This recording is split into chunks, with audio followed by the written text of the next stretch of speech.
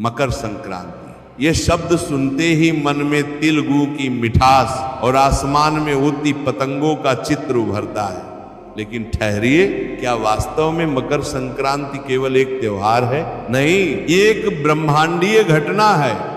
ये वह दिन है जब सूर्यदेव अपनी दिशा बदलते हैं। दक्षिणायन के अंधकार से निकलकर वे उत्तरायण के प्रकाश की ओर बढ़ते हैं।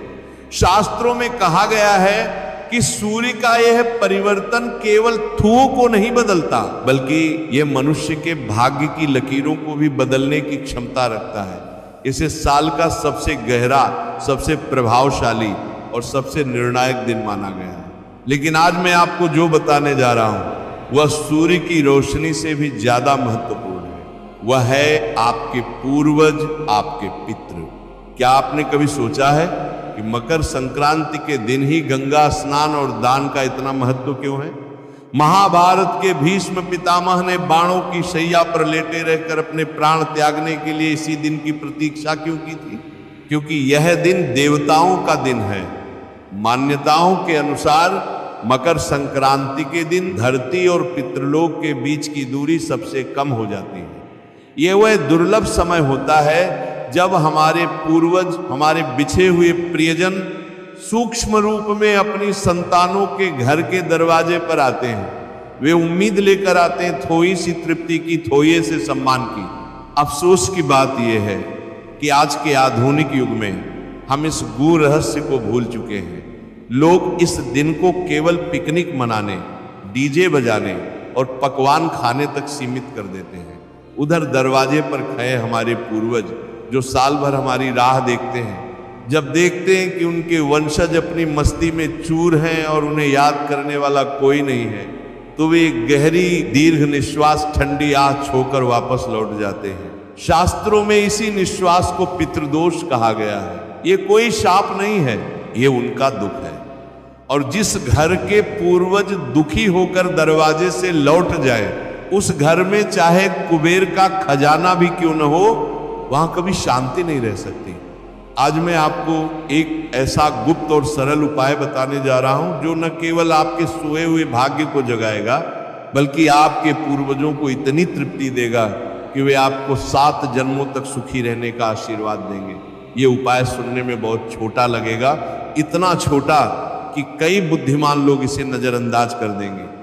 लेकिन याद रखिए, ताले की चाबी हमेशा ताले से बहुत छोटी होती है, पर वह बय से बय दरवाजे को खोल देती है। शास्त्रों में कहा गया है कि कभी कभी सबसे छोटे उपाय ही सबसे बड़े परिणाम देते हैं। मकर संक्रांति के दिन यदि कोई व्यक्ति चुपचाप बिना किसी को बताए पूरी श्रद्धा और सही नियमों के साथ गौ माता को एक विशेष वस्तु खिला देता है, तो उसके जीवन में धन, अन्न, सुख और शांति की कभी कमी नहीं रहती।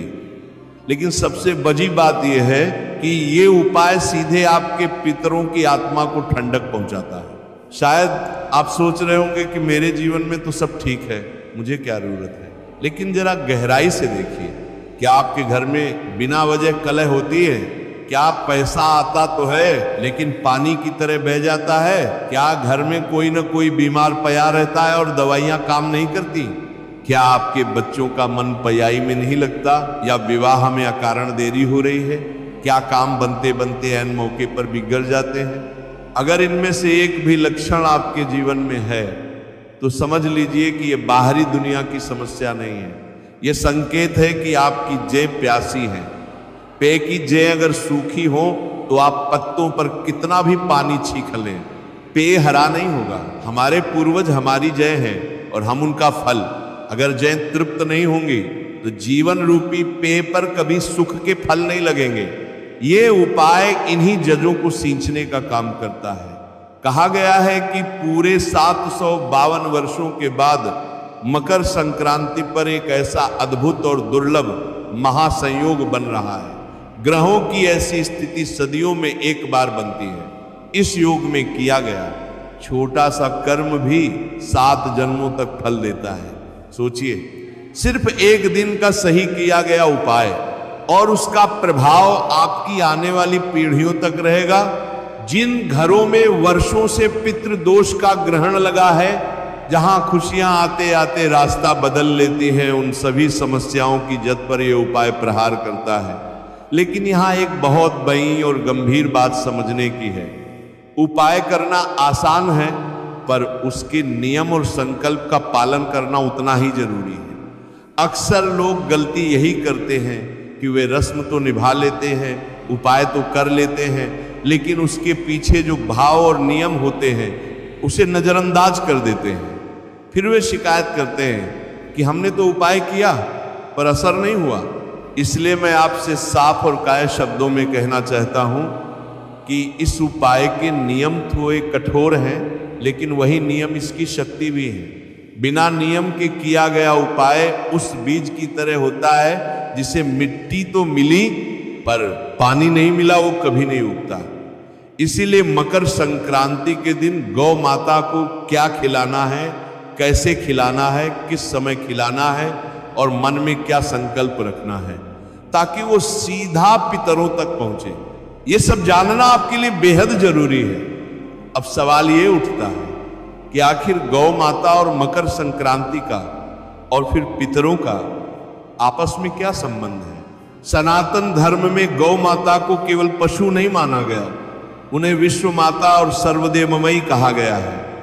लेकिन एक रहस्य जो बहुत कम लोग जानते हैं वह यह है कि गरुड़ पुराण और अन्य शास्त्रों के अनुसार गौ माता वैतरणी पार कराने वाली शक्ति भी है। गाय के शरीर में न केवल 33 कोटि देवी देवताओं का वास होता है, बल्कि गाय के मुख को मोक्ष का द्वार माना गया है। जब सूर्य उत्तरायण होते हैं तो स्वर्ग के दरवाजे खुलते हैं। उस समय यदि हम गौ माता को कोई वस्तु अपनी हथेली से खिलाते हैं और गौ माता की जीभ हमारी हथेली की रेखाओं को स्पर्श करती है, तो वह केवल भोजन नहीं होता, वह एक तार जुड़ना होता है। गौ माता की वह खुरदरी जीभ जब आपकी हथेली को चाटती है तो मानिए कि वह आपकी दुर्भाग्य की रेखाओं को मिटाकर आपके पूर्वजों का आशीर्वाद वहां लिख रही होती है। गाय को खिलाया गया एक ग्रास भी सीधे पितृलोक में बैठे आपके पूर्वजों को प्राप्त होता है और उन्हें तृप्त करता है। मैं आपसे हाथ जोड़कर एक छोटा सा निवेदन करना चाहता हूं, इस बात को हल्के में मत लीजिए। मकर संक्रांति साल में केवल एक बार आती है, ये कोई रोज मिलने वाला अवसर नहीं है। अगर आपने इस दिन को यूं ही गंवा दिया तो पूरे साल वही समस्याएं, वही परेशानियां और वही संघर्ष दोबारा आपका इंतजार करेंगे। वही पितृ दोष का साया पूरे साल आपके परिवार को घेरे रहेगा। लेकिन अगर आपने इस दिन सही भाव, सही नियम और सही संकल्प के साथ ये उपाय कर लिया तो आने वाला समय आपको खुद बताएगा कि आपने कितना बड़ा निर्णय लिया था। आगे मैं आपको विस्तार से बताऊंगा कि वह गुप्त वस्तु क्या है जो गौ माता को खिलाई जाती है। वह कोई साधारण चारा नहीं है, वह एक विशेष मिश्रण है जिसे तैयार करने की विधि बहुत गुप्त है। उसके नियम क्या है, किन सावधानियों का पालन करना जरूरी है और यह उपाय किन किन रास्तों से आपके जीवन में धन, सुख और शांति लेकर आता है। इसलिए इस बात को अंत तक ध्यान से सुनना और समझना बहुत जरूरी है, क्योंकि ये जानकारी केवल जानने के लिए नहीं बल्कि जीवन बदलने के लिए है। देखिए, प्राचीन काल में हमारे बुजुर्ग मकर संक्रांति को बहुत गंभीरता से लेते थे। वे जानते थे कि इस दिन प्रकृति अपना बही खाता बदलती है। जिस तरह हम नए साल पर नई डायरी शुरू करते हैं, वैसे ही सूर्यदेव इस दिन से ऊर्जा का नया चक्र शुरू करते हैं। इसीलिए हमारे बुजुर्ग कहते थे कि इस दिन जो बीज बोया जाता है वही पूरे साल फल देता है। अगर आप इस दिन दान और पुण्य का बीज बोएंगे तो साल भर लाभ काटेंगे, और अगर आपने इस दिन अपने पितरों को प्रसन्न कर लिया तो उनका सुरक्षा चक्र पूरे साल आपके परिवार की रक्षा करेगा। आपने देखा होगा कि बहुत से लोग साल भर खून पसीना एक करते हैं, कोल्हू के बैल की तरह काम करते हैं, लेकिन फिर भी पैसा नहीं टिकता। अन्न के भंडार भरे होने पर भी घर में खाने वालों के चेहरों पर खुशी नहीं होती। घर में सब कुछ है, फ्रिज भरा है, अलमारी भरी है, लेकिन चैन नहीं है। क्यों? क्योंकि जिस घर के पितृ भूखे होते हैं उस घर में बरकत कभी नहीं रुकती। लक्ष्मी तो आती है लेकिन उल्टे पैर लौट जाती है। धन बनता है सोच से, कर्म से और समय की समझ से। और समय की समझ यही कहती है कि मकर संक्रांति पर अपने पूर्वजों का ठण चुकाने का सबसे बड़ा मौका है। मकर संक्रांति पर तिल और गू खाने का भी एक बहुत गहरा अर्थ है। तिल प्रतीक है त्याग का और गू प्रतीक है मिठास का। तिल का एक एक दाना छोटा होता है, लेकिन जब वे गू की मिठास के साथ मिलते हैं तो एक मजबूत लड्डू बन जाते हैं। ये हमें सिखाता है कि परिवार में भी अगर हम अपना छोटा छोटा अहंकार त्याग दें और वाणी में मिठास ले आए तो हमारा परिवार बिखरने से बच सकता है।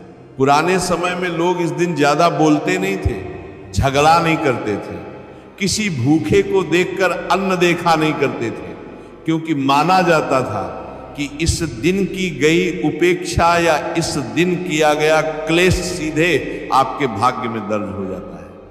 अगर संक्रांति के दिन घर में क्लेश हुआ या पितरों के निमित्त कुछ नहीं किया गया तो समझो पूरे साल घर में अशांति की नींव पड़ गई। मकर संक्रांति पर प्रकृति सुनती है लेकिन शोर नहीं सुनती, वो आपकी भावना सुनती है। ये पर्व मौन का है, दिखावे का नहीं। आज के समय में लोग दान करते समय कैमरा पहले निकालते हैं और बटुआ बाद में। गौशाला जाते हैं तो गाय की सेवा करने से ज्यादा सेल्फी लेने में व्यस्त रहते हैं। याद रखिए, शास्त्रों में स्पष्ट कहा गया है कि दाहिने हाथ से दान करो तो बाएं हाथ को भी पता न चले, और पितरों के कार्य तो और भी गुप्त होने चाहिए। पितृ कार्य और दान, ये दो चीजें जितनी छुपी हुई रहेंगी उतना ही अधिक फल आपको मिलेगा। ये गुप्त उपाय जो मैं बताने जा रहा हूं ये दिखावे के लिए नहीं है। अगर आप भी में खाए होकर लोगों को दिखाते हुए ये करेंगे तो इसका पुण्य क्षीण हो जाएगा। ये आपके और आपके पूर्वजों के बीच का एक नितांत निजी मामला है। जैसा कि मैंने पहले कहा, हम उस दिशा में बढ़ रहे हैं जहां असली रहस्य छुपा है, लेकिन उपाय की विधि जानने से पहले ये समझना बहुत जरूरी है कि ये उपाय गाय पर ही क्यों निर्भर करता है, कुत्ते, पक्षी या किसी अन्य जीव पर क्यों नहीं। गौ माता के भीतर आपके जीवन के ना जाने कितने रहस्य छुपे हुए हैं। हमारे शास्त्रों में कहा गया है, गावो विश्वस्य मातरा, यानी गाय विश्व की माता है। लेकिन जब बात पितरों की आती है तो गाय का महत्व और बन जाता है। क्या आपने कभी सोचा है कि जब किसी व्यक्ति की मृत्यु हो जाती है तो हम उसकी अंतिम यात्रा के समय या श्राद्ध में गौदान क्यों करते हैं या गौ माता को ग्रास क्यों खिलाते हैं? क्योंकि गाय पृथ्वी और पितृलोक के बीच की काई है। गरु पुराण में वर्णन आता है कि गौ माता की पूंछ पक्का करी आत्मा वैतरणी नदी पार करती है। वैज्ञानिक दृष्टिकोण से भी देखें तो गाय के शरीर से जो आभा निकलती है वह अत्यंत सात्विक और शांत होती है। जब हम दुखी होते हैं और गाय के गले लगते हैं तो हमारा तनाव कम हो जाता है। इसी तरह जब हम अपने पितरों के निमित्त कोई वस्तु गाय को खिलाते हैं तो गाय के शरीर की उस दिव्य ऊर्जा के माध्यम से वह तृप्ति सीधे हमारे पूर्वजों की आत्मा तक पहुंचती है। गाय बिना मांगे देती है, बिना शिकायत के सहती है। यही तो हमारे पूर्वजों का भी स्वभाव था, जिन्होंने हमारे लिए अपना जीवन खपा दिया और बदले में कुछ नहीं मांगा। इसलिए जिस घर में गाय का सम्मान होता है और जहां संक्रांति जैसे पर्व पर गाय को पहला ग्रास दिया जाता है, वहां पितृदोष टिक ही नहीं सकता। अब ध्यान से सुनिए, क्योंकि यहां से बात बहुत गुप्त और सूक्ष्म हो जाती है। अब मैं आपको उपाय की विधि बताने जा रहा हूं। सबसे पहले समय का ध्यान रखें। मकर संक्रांति के दिन आपको सुबह ब्रह्म मुहूर्त में उठना है। आप चाहे पूरे साल 9 बजे उठते हो या 10 बजे, लेकिन इस एक दिन अपने आलस्य को त्यागना होगा। ब्रह्म मुहूर्त सूर्य उगने से लगभग 1.5 घंटा पहले वह समय होता है जब वातावरण में ईश्वर और पितरों की शक्तियां सबसे अधिक सक्रिय होती है। उठने के बाद सबसे पहले बिस्तर पर बैठे अपने दोनों हाथों की हथेलियों को देखें और अपने इष्ट देव और अपने पूर्वजों को नमन करें। जमीन पर पैर रखने से पहले धरती माता से क्षमा मांगें, इसके बाद स्नान करें। ध्यान रहे, इस दिन पानी में थोड़ा सा गंगाजल और काले तिल मिलाकर स्नान करना श्रेष्ठ माना गया है। काले तिल मिलाकर स्नान करने से शरीर के ऊपर ही दोष और नकारात्मक ऊर्जा धुल जाती है। स्नान के बाद आपको मौन रहना है, ये इस उपाय की सबसे बड़ी शर्त है। स्नान करने के बाद से लेकर गाय को उपाय की सामग्री खिलाने तक आपको किसी से व्यर्थ बात नहीं करनी है। मोबाइल नहीं देखना है, टीवी नहीं चलाना है। अपने मन को शांत रखें और ये भाव रखें कि आज मैं अपने जीवन के और अपने पूर्वजों के कष्टों को दूर करने जा रहा हूं। मैं कुछ मांगने नहीं, बल्कि कुछ सुधारने जा रहा हूं। अब आते हैं उस मुख्य सामग्री पर जिसे गौ माता को खिलाना है। ये देखने में बहुत साधारण है, लेकिन इसका एक एक दाना एक एक ग्रह और पितरों से जुड़ा है। इस सामग्री को तैयार करने के लिए आपको निम्नलिखित वस्तुओं की आवश्यकता होगी। इसे ध्यान से नोट कर लें। सफेद तिल, ये सूर्य और चंद्रमा का प्रतीक है जो मन और आत्मा को शांति देता है। काले तिल, ये सबसे महत्वपूर्ण है। काले तिल सीधा शनिदेव और पितरों का प्रतीक है। पितरों को तृप्त करने के लिए काले तिल से बिककर कुछ नहीं है। गुड़ का चूर्ण, गुड़ सूर्य का प्रतीक है। ये जीवन में मिठास और ऊर्जा लाता है। आपको गुड़ का साबुत टुक्का नहीं लेना है, बल्कि उसे पीसकर उसका चूर्ण बना लेना है। कच्चे चावल अक्षत, चावल अक्षत का अर्थ है जो कभी क्षय नष्ट ना हो। यह आपकी समृद्धि और वंश वृद्धि का प्रतीक है। देसी घी, गाय का शुद्ध देसी घी जो शुक्र ग्रह को मजबूत करता है और पितरों को स्निग्धता प्यार पहुंचाता है। गुप्त सामग्री नमक, यहां एक बहुत बड़ा रहस्य है। आमतौर पर गाय को नमक नहीं खिलाया जाता है, लेकिन मकर संक्रांति के इस विशेष तांत्रिक सात्विक उपाय में आपको एक चुटकी सेंधा नमक और एक चुटकी काला नमक मिलाना है। काला नमक और सेंधा नमक नजर दोष, टोने टोटके और घर की नकारात्मक ऊर्जा को काटने का काम करते हैं। ये उस भोजन का स्वाद बढ़ाने के लिए नहीं, बल्कि आपके जीवन की कौवाहट को काटने के लिए है। एक साफ बर्तन में गू का चूर्ण लें, उसमें थोड़े से कच्चे चावल, थोड़े सफेद तिल और थोड़े काले तिल मिला लें। अब इसमें 1 चम्मच शुद्ध देसी घी डालें। अंत में 1 चुटकी सेंधा नमक और 1 चुटकी काला नमक डालें। इन सबको अपनी उंगलियों से अच्छे से मिला लें। मिश्रण तैयार करते समय मन ही मन अपने पूर्वजों का स्मरण करें। उनका नाम नहीं लेना है, बस उनका चेहरा याद करना है और मन में माफी मांगनी है। हे पूर्वज देव, जाने अनजाने मुझसे या मेरे परिवार से जो भी भूल हुई हो उसे क्षमा करें और इस भोग को स्वीकार करें। अब सबसे महत्वपूर्ण चरण, इस मिश्रण को लेकर गौ माता के पास जाएं। याद रखें, इस मिश्रण को किसी थाली, कटोरे या पत्तल में रखकर गाय के सामने नहीं रखना है। अगर आपने इसे जमीन पर रख दिया या बर्तन में दे दिया तो ये एक साधारण दान बन जाएगा। आपको इस उपाय का पूर्ण फल पाने के लिए इस मिश्रण को अपने सीधे हाथ की हथेली पर रखना है। गौ माता के पास जाएं, उन्हें प्रेम से सहलाएं गले के नीचे या माथे पर। जब गाय शांत हो जाए तो अपनी हथेली उनके मुंह के पास ले जाएं और उन्हें यह मिश्रण चाटने दें। गौ माता के पास जाएं, उन्हें प्रेम से सहलाएं गले के नीचे या माथे पर। जब गाय शांत हो जाए तो अपनी हथेली उनके मुंह के पास ले जाएं और उन्हें ये मिश्रण चाटने दें। यहां एक बहुत गहरा विज्ञान है। हमारे हाथ की हथेली में सभी ग्रहों के पर्वत होते हैं और भाग्य रेखा, जीवन रेखा, मस्तिष्क रेखा होती है। जब गौ माता अपनी खुरदरी जीभ से आपकी हथेली को चाटती हैं तो उनका स्पर्श एक एक्यूप्रेशर की तरह काम करता है। शास्त्रों के अनुसार गाय की जीभ में सोम तत्व होता है। जब वह जीभ आपकी भाग्य रेखा को स्पर्श करती है तो मानिए कि वह आपके दुर्भाग्य को चाटकर मिटा रही है और वहां सौभाग्य अंकित कर रही है। विशेषकर अगर गाय की जीभ आपकी हथेली के बीचों बीच राहु और केतु के क्षेत्र को स्पर्श कर ले तो समझ लीजिए कि पितृ दोष का सबसे बड़ा निवारण उसी क्षण हो गया। अगर गाय एक बार में न खाए तो जबरदस्ती ना करें, थोड़ी देर रुके, उनसे प्रार्थना करें। अगर फिर भी न खाए तो किसी दूसरी गाय के पास जाएं। खिलाते समय मन में ये ना बोले कि मेरी लॉटरी लगा दो या मेरी बीमारी ठीक कर दो, बिल्कुल शून्य हो जाए। बस ये भाव रखें, हे माँ जो मेरे लिए सही है वही करना, मैं आपकी शरण में हूं। समर्पण का भाव मांग से बला होता है।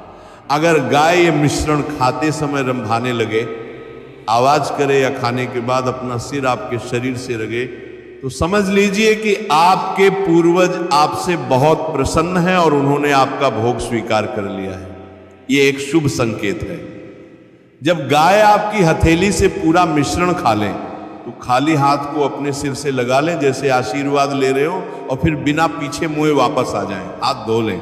लेकिन उपाय यहां खत्म नहीं होता। इस उपाय की शक्ति को बनाए रखने के लिए आपको 3 संकल्प लेने होंगे जो पूरे साल निभाने हैं। ये संकल्प ही इस उपाय की दक्षिणा है, अन्न का अपमान नहीं। आज के बाद आप कभी भी थाली में खाना नहीं छोड़ेंगे, जितना भूख हो उतना ही लें। अन्न का अपमान सीधा मां अन्नपूर्णा और पितरों का अपमान है। जिस घर में अन्न नाली में बहता है वहां लक्ष्मी कभी नहीं रुकती। मूक प्राणियों की सेवा महीने में कम से कम एक बार किसी भी जानवर, कुत्ता, गाय, पक्षी के लिए भोजन की व्यवस्था करेंगे। मकर संक्रांति पर शुरू किया गया ये नियम टूटना नहीं चाहिए। कलह से दूरी, कोशिश करें कि घर की रसोई में या भोजन करते समय कभी क्लेश या झगड़ा ना हो। भोजन हमेशा शांति से करें। ये कोई जादू टोना नहीं है, ये जीवन जीने का एक सात्विक तरीका है जिसे हम भूल गए थे। ये उपाय एक बीज है। जब आप इसे मकर संक्रांति की उपजाऊ घेजी में गौ माता के माध्यम से पितरों तक पहुंचाते हैं तो ये बीज विशाल वटवृक्ष बनकर आपको छाया देता है। अब जब आपने विधि जान ली है तो आपके मन में यह सवाल उठना स्वाभाविक है कि इस उपाय के बाद क्या होगा। क्या मैं रातों रात करोड़पति बन जाऊंगा? क्या अगले ही दिन मेरे घर के बाहर नोटों की बारिश होगी? मैं आपको झूठे सपने नहीं दिखाऊंगा। नहीं, ये उपाय आपको रातों रात अरबपति बनाने या कोई लॉटरी जिताने के लिए नहीं है। सनातन धर्म के उपाय जादू नहीं होते, वे विज्ञान और ऊर्जा का खेल होते हैं। इस उपाय का सबसे पहला और सबसे गहरा असर वहां दिखता है जहां आपको असली परेशानी है, और वह है स्थिरता। आज के समय में इंसान के पास पैसा आता तो है लेकिन रुकता नहीं। जैसे फटी हुई जेब में सिक्के डालना।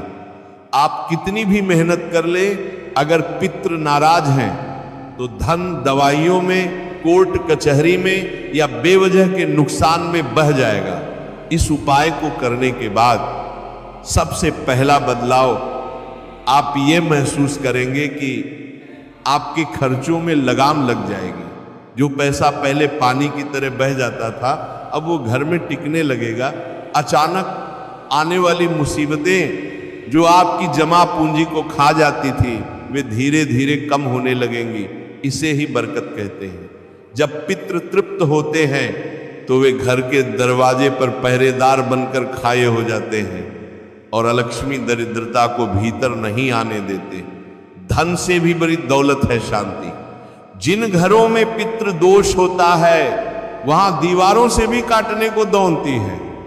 बिना बात के झगड़े, भाई भाई में मनमुटाव, पति पत्नी में तनाव, ये सब लक्षण है कि घर की हवा खराब है।